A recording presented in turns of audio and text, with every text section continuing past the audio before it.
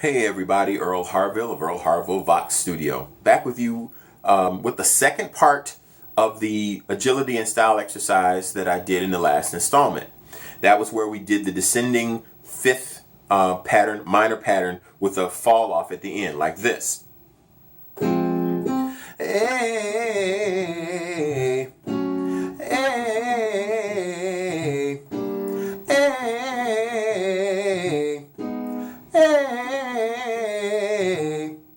So we're doing a pattern that is both technically helpful because it's about agility and making sure that we've got a really consistent but small airflow, making sure that we are not hitting each note, kind of that hammer action there. We're trying to make sure that we're singing it really legato, which is really important if you're going to be doing fast lines. But it's also stylistic because that's something that you could actually do in a song. You dog, or whatever, you know? Well, now we're adding on another element. We're going to put on a perfect fifth jump at the start of the exercise and then come back down with the descending pattern. Because we worked on the pattern last time, I'll just do a quick review. Because it can be a tricky pattern.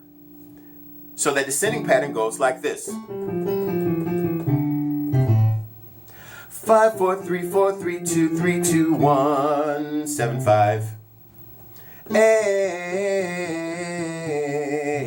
And you want to do that slowly first just to get it into your voice. Hey. Once you can do it,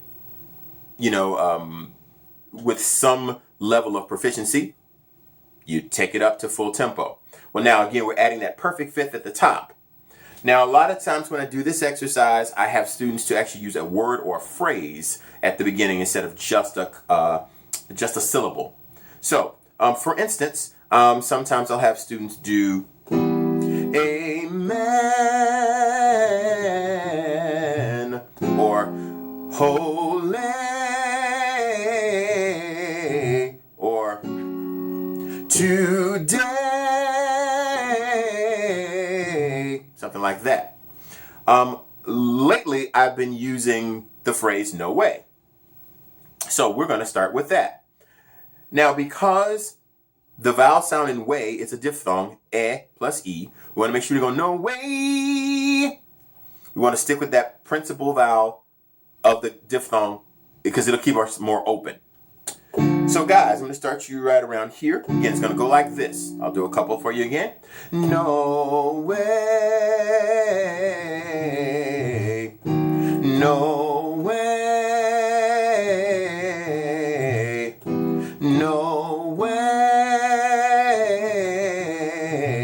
Now, the purpose of the perfect fifth jump is to work on stability and to work on register balance. Because we want to make sure that as we do that interval and have to sustain it, we've got the right balance of chest voice presence in it, head voice presence in it.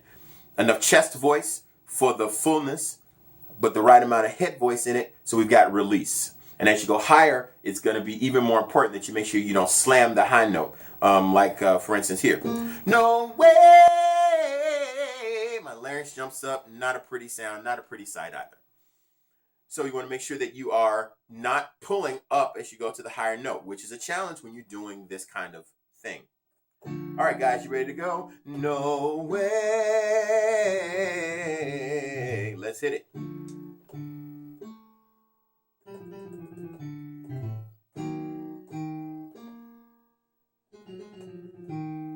Good.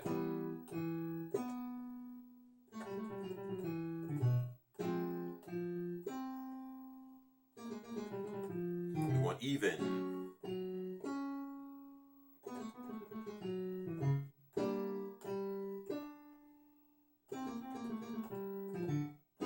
We're at the first bridge, guys. Don't yell.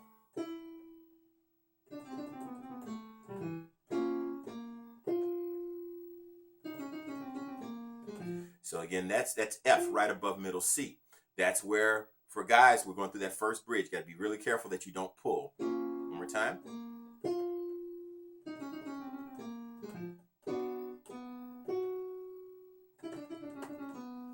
One more. Very good. All right, ladies, it's your turn. I'm going to start the ladies at an A minor chord here. Sopranos, you're going to end up at the bottom on an E. That may be a little low for you. If that's too low, just wait and come back in. Come in on a subsequent scale when it's just a couple of passes higher. No way. Here we go, ladies.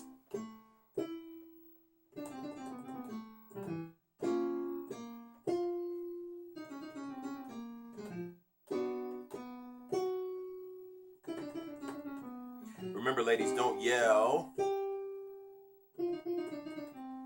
You don't want to pull up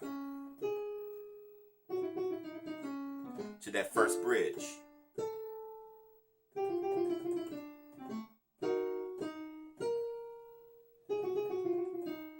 don't want the larynx yanking up.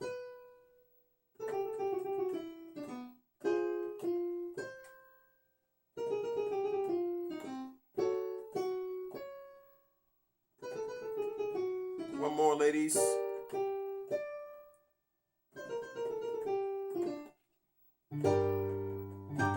So again, the technical benefits of the exercise. We're working on agility. We're working on legato. We're working on smooth transitions back and forth from chest to middle to head voice.